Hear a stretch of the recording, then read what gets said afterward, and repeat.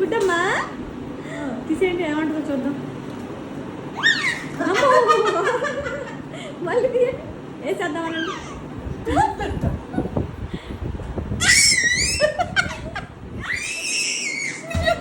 బుడ్డమ్మా నీకు ఫ్రిడ్జ్ ఎందుకమ్మా? ఏసీ కావాలా నీకు?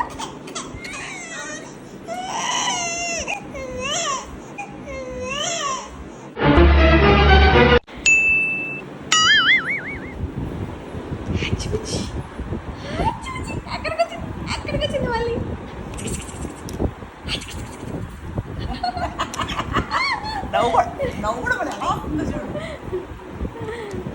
చల్లగా బాగుందే.